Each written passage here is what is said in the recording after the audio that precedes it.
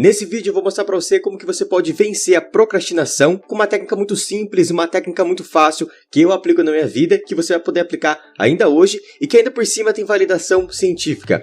E se você não me conhece, o meu nome é Gustavo, eu sou o criador de todo o conteúdo aqui do canal Faculdade da Vida, e para você que já está acostumado a assistir os vídeos aqui do canal, você deve ter percebido que esse vídeo aqui está bem diferente do que eu costumo postar, com as animações, os desenhos. Mas a minha ideia para esse vídeo é trazer um formato diferente para trazer mais conhecimento com mais didática possível, tá bom? Então, para você que já está acostumado a assistir e acompanhar aqui o canal, eu peço que você comente aqui nesse vídeo o que você achar desse tipo de conteúdo, o que você achar desse formato, e aí eu posso trazer mais vídeos como esse, ou eu posso trazer mais animações, ou misturar um pouco dos dois, tá bom? Então, deixa aqui nos comentários o que você achar. Mas, sem enrolação, vamos direto para o nosso conteúdo que eu preparei algo muito legal para você nesse vídeo. Então vamos começar o nosso conteúdo aqui, porque agora a gente tem até slide para você aprender melhor, tá bom?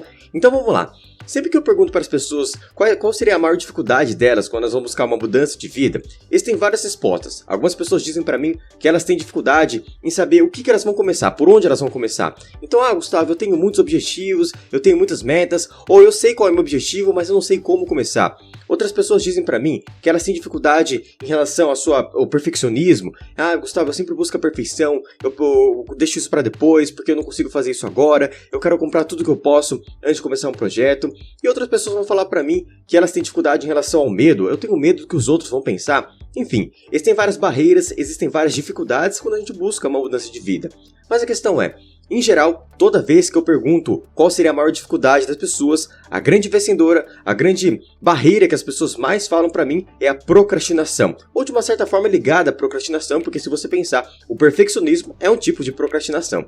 Então, a gente vai falar um pouquinho sobre esse tema e eu vou mostrar qual é a técnica que eu utilizo para lidar com essa procrastinação. A gente precisa então primeiro definir o que seria essa procrastinação, certo? Porque se eu explicar toda a teoria para você, explicar essa minha técnica, se você entender a procrastinação como algo diferente do que eu entendo, a gente vai ter um conflito, a gente pode ter uma dificuldade de aplicar o conhecimento, tá bom? Então deixa eu explicar para você o que seria essa procrastinação.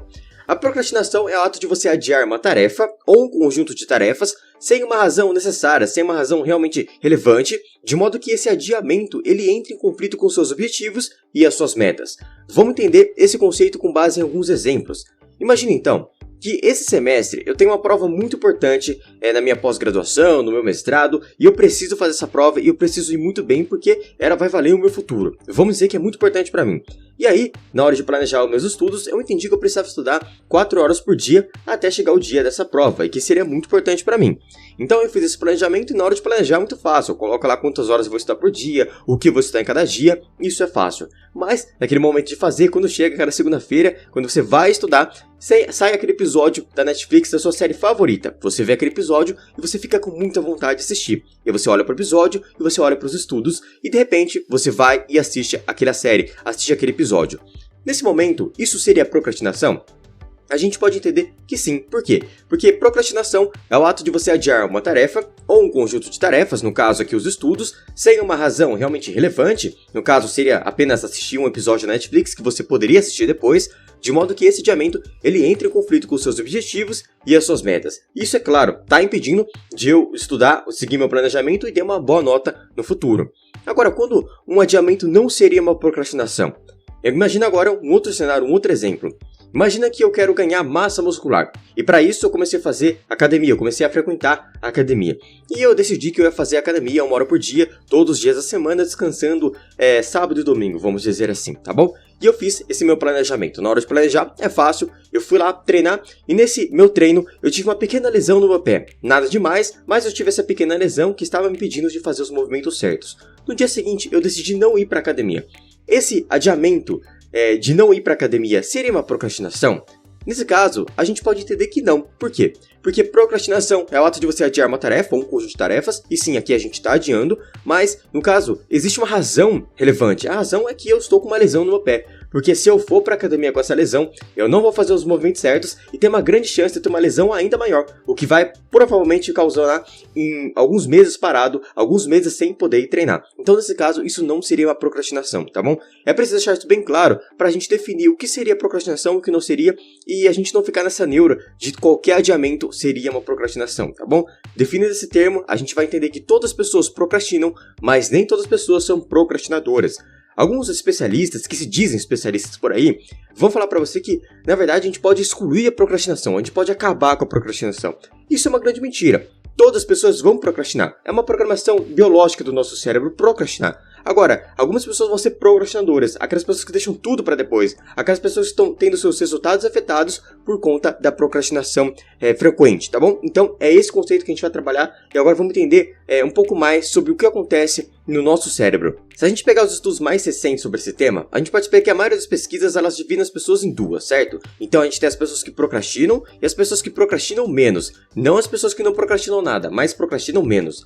E aí o que a gente percebe muito claro é que as pessoas que são procrastinadoras, elas serão mais guiadas pelo seu estado emocional presente. Aquilo que ela está sentindo, as suas sensações, as suas emoções, guiam o seu comportamento, guiam as suas decisões. Se ela está sentindo tédio, ela para de fazer aquilo. Se ela está sentindo raiva, então ela vai ser guiada pela raiva. Se ela está sentindo desejo de assistir a Netflix, ela vai assistir a Netflix, ok? Então, esse é a primeira definição que a gente vai ter das pessoas procrastinadoras. Elas serão mais guiadas pelo seu estado emocional presente. E as pessoas que são mais focadas ou que procrastinam menos, a gente tem uma clareza que elas são mais guiadas por um objetivo futuro. Então, aquilo que determina suas decisões, os seus comportamentos, não é o que ela está sentindo no momento presente, e sim um objetivo futuro. Às vezes, o que ela sente fazendo academia, o que ela sente treinando naquele momento, é um cansaço, é um tédio, é um estresse, mas apesar disso, ela continua fazendo, porque o que guia as suas decisões e os seus comportamentos não é o que ela sente naquele momento, e sim um objetivo futuro. E esse objetivo futuro pode ser dela ganhar um campeonato, pode ser dela ter um corpo dos sonhos, pode ser dela emagrecer, enfim, depende do seu objetivo, tá bom? Então, essa é a diferença básica. Pessoas que procrastinam são mais guiadas pelo seu estado emocional presente e pessoas que procrastinam menos serão mais guiadas por um objetivo futuro. Então, olhando aqui para o nosso slide, você pode entender muito bem que como o procrastinador ele é guiado pelo seu estado emocional presente, se o procrastinador sente tédio, então ele vai desistir. Se ele está sentindo tédio em estudar, ele para de estudar. Se o procrastinador ele se sente ansioso em relação ao futuro, ou seja, vamos dizer que ele tem uma apresentação para fazer na semana seguinte e ele está com medo como que ele vai apresentar, do que ele vai fazer, e ele fica paralisado.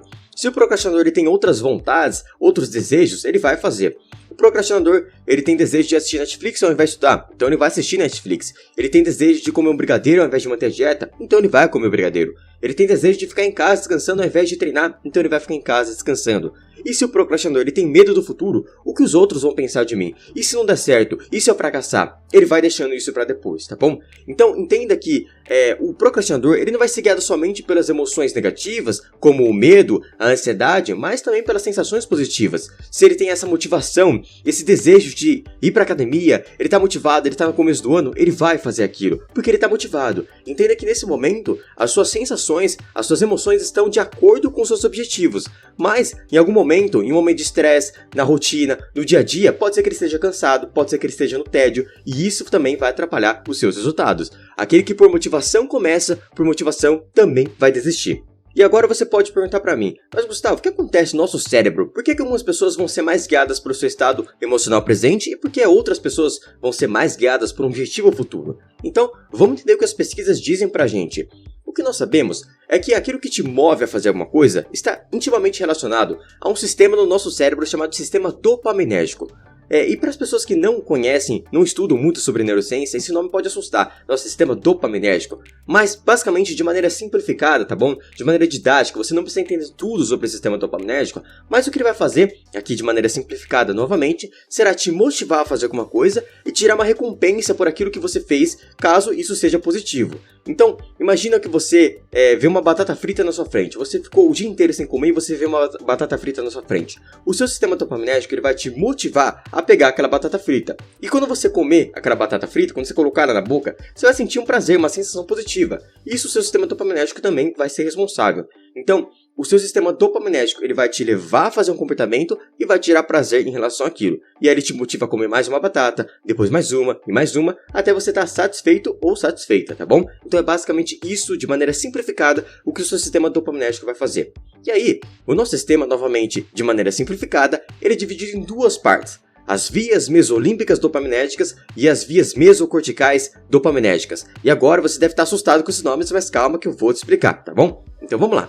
As vias mesolímbicas dopaminérgicas, elas vão ter mais relação com prazer imediato, com aquilo que eu desejo agora. Então é a batata frita, é o brigadeiro, é eu ficar em casa descansando, é o celular, é eu assistir Netflix, ao invés de alguma coisa que vai me gerar um prazer no futuro. Já as vias mesocorticais dopaminérgicas, elas têm mais relação com prazer futuro, tá bom? De maneira simplificada, mais relação com prazer futuro. Então é o campeonato que eu quero atingir no futuro, é o corpo dos sonhos que eu quero alcançar no futuro. Então eu sei que essa atividade é chata agora, eu sei que não é legal fazer isso agora, mas eu sei que fazendo isso eu vou estar um pouco mais perto do meu objetivo futuro. E aí eu sinto um certo prazer em caminhar cada dia um pouco mais, tá bom? E aí, se você prestou atenção em todo o conteúdo que eu já te passei nesse vídeo, você pode entender que as pessoas procrastinadoras serão escravas das suas vias mesolímbicas dopaminérgicas, ou seja, em relação ao prazer imediato. Já as pessoas que são mais focadas, pessoas que procrastinam menos, elas conseguem inibir as vias mesolímbicas dopaminérgicas e elas são mais guiadas pelas vias mesocorticais dopaminérgicas. Elas são mais guiadas por um prazer futuro e não por um prazer imediato. E aqui, quando eu falo essa diferença, que existe sim uma diferença no cérebro das pessoas que procrastinam e das pessoas que não procrastinam, existem outras diferenças além do sistema dopaminérgico, as pessoas costumam perguntar: mas Gustavo, se ocorre realmente uma diferença no nosso cérebro, será que então não existe solução? Será que uma pessoa que ela procrastina sempre, ela vai sempre procrastinar? Não tem solução, ela vai ser assim pro resto da vida? E a resposta é claro, não, nós podemos mudar sim o nosso comportamento de acordo com décadas de estudo em ciência comportamental. Você pode mudar os seus comportamentos desde que exija esforço, dedicação e consistência. Algumas pessoas terão mais facilidades, outras pessoas mais dificuldades, mas sim, podemos mudar independentemente da sua idade, da sua renda, ou enfim, qualquer outra desculpa que alguém possa dar, tá bom? Então, para que você possa fazer essa mudança, ou para você que deseja simplesmente procrastinar menos, eu vou te ensinar uma técnica muito simples baseada em toda essa teoria que eu falei. Essa teoria que eu expliquei para você, ela não foi à toa, foi para você entender essa técnica ser utilizada. Mas, por favor, se você está gostando desse conteúdo, já se inscreve aqui no canal, deixa seu like, porque isso é muito importante para mim, é de graça, é muito rápido e me ajuda demais, tá bom? Mas vamos continuar com o nosso conteúdo.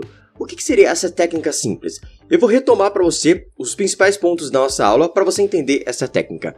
Como eu disse para você, pessoas procrastinadoras serão mais guiadas pelo seu estado emocional presente. Então ela vai ter maior ativação das suas vias mesolímbicas dopaminérgicas relacionadas ao prazer imediato, ok?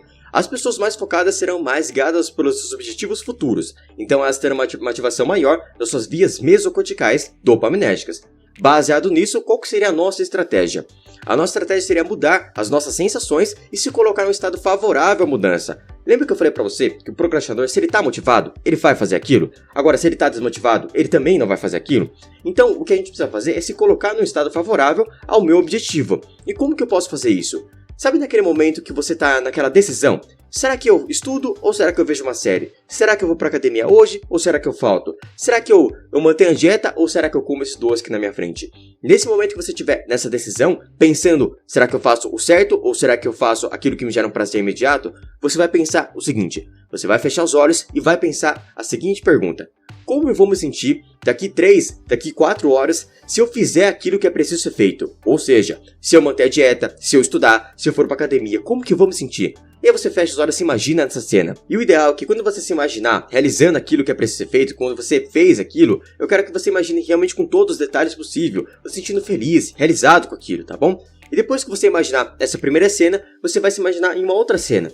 Como eu vou me sentir daqui 4 horas se eu não fizer aquilo que é preciso ser feito? Ou seja, se eu comer o doce e não manter a dieta, se eu ficar em casa descansando e não ir treinar, se eu ficar na minha Netflix e não ir estudar, como eu vou me sentir? E é claro, isso vai trazer uma sensação de angústia, uma incongruência para você. Você vai ter aqui então duas sensações. Aquela sensação negativa de você não ter feito aquilo que você falou e aquela sensação positiva de você ter feito aquilo que você prometeu. E qual seria o pulo do gato aqui? A gente entende hoje, a neurociência sabe que o nosso cérebro ele não sabe diferenciar muito bem aquilo que é real daquilo que é imaginário. Ou seja, se eu faço alguma atividade, se eu faço, por exemplo, se eu toco piano, algumas áreas do meu cérebro serão ativadas. Agora, se eu imagino tocando piano, essas mesmas áreas serão ativadas. Então, quando eu imagino como eu vou me sentir se eu fizer aquilo que é pra ser feito e se eu não fizer aquilo que é pra ser feito, se eu realmente imaginar aquilo, isso vai mudar o meu estado emocional. Isso vai mudar meu estado emocional, me colocando a favor dos meus objetivos, da minha mudança. E aí, você vai e faz aquilo que é preciso ser feito. Você tem essa força a mais para fazer o certo. Então, essa é a simples estratégia que você pode utilizar, que você vai aplicar hoje.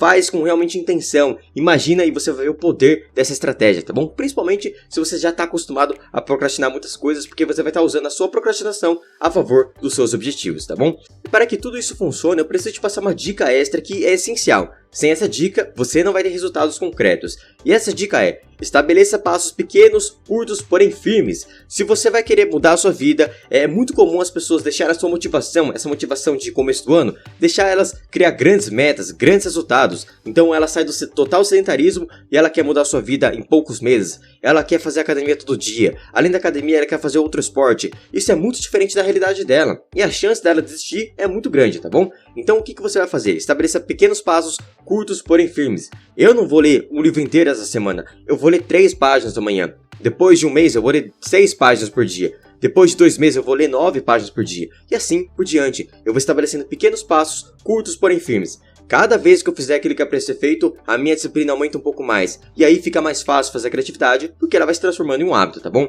Então, primeira coisa, estabeleça pequenos passos, curtos, porém firmes. E naquele momento de decisão, quando estiver difícil para você, utilize a estratégia que eu acabei de ensinar, tá bom? E para você que chegou até aqui nesse vídeo, eu quero te fazer um convite especial. Por mais que eu tenha trazido um conteúdo realmente profundo, um conteúdo muito válido sobre procrastinação, isso não é nem 2% de tudo que eu posso falar sobre esse tema. Mas em um vídeo curto eu não consigo passar todo esse conhecimento. Então é por isso que eu criei a plataforma Faculdade da Vida, que é uma plataforma de vários treinamentos, de conteúdos completos sobre tudo que envolve o desenvolvimento pessoal e, é claro, de maneira embasada, de maneira científica. Lá você vai aprender sobre mudanças de hábitos, sobre inteligência emocional, sobre coaching, sobre hipnose, PNL, sobre aprendizagem acelerada e muito mais, tá bom? São mais de 80 horas de conteúdo para você aprender tudo que envolve o crescimento pessoal de maneira embasada cientificamente. Então, se você tem interesse em ir para um próximo nível, clica no primeiro link da descrição e confira a plataforma, tá bom? Então, muito obrigado pela sua atenção, eu te vejo num próximo vídeo ou te vejo na plataforma. Até logo!